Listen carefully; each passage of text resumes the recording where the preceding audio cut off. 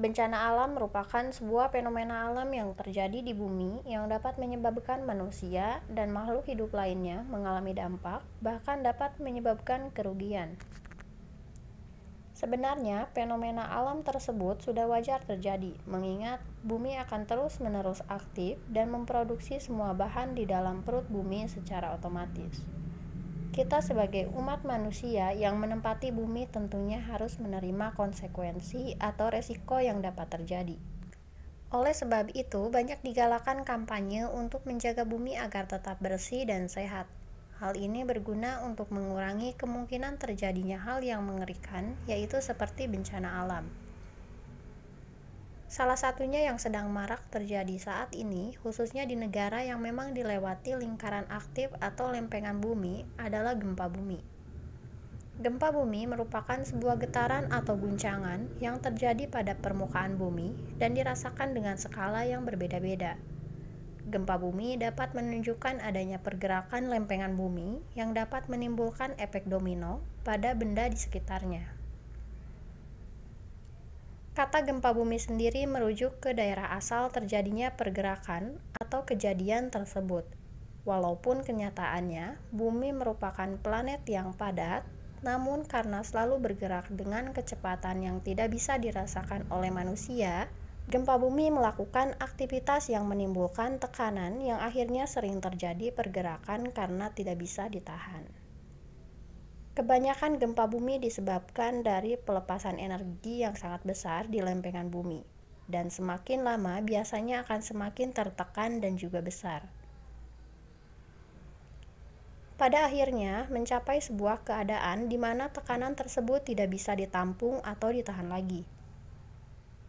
Proses terjadinya gempa bumi sebenarnya bermacam-macam, di mana gempa bumi terjadi saat ada batuan yang ada di kerak bumi mengalami tekanan dan menyebabkan lempengan itu bergeser.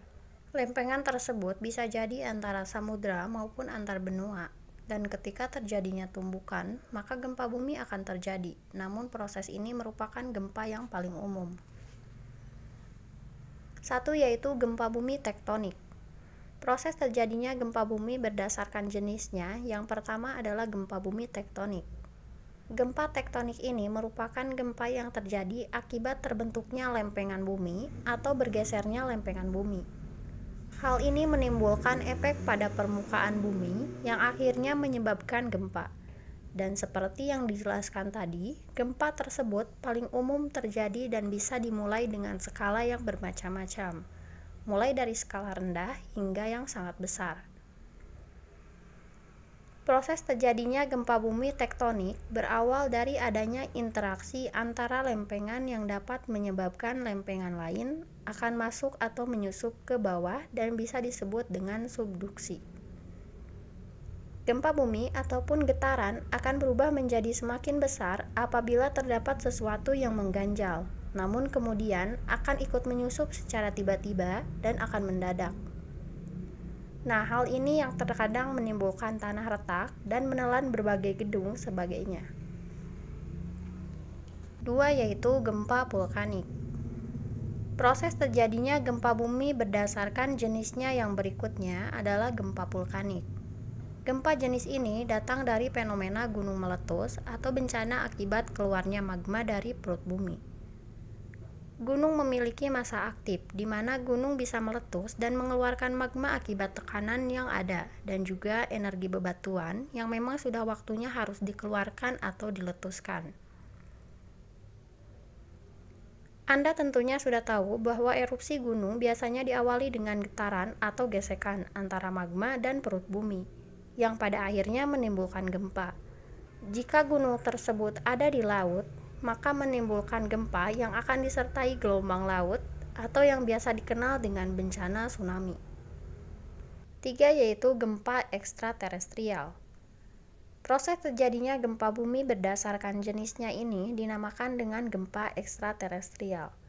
Gempa ini terjadi dan sering disebabkan oleh adanya meteor atau benda langit yang masuk dan membentur atmosfer bumi. Hal ini dilakukan oleh atmosfer agar bisa melindungi dari bumi dan tidak menolak benda untuk masuk, sehingga menimbulkan getaran dan akhirnya terasa atau terjadinya gempa. Keempat yaitu faktor lainnya.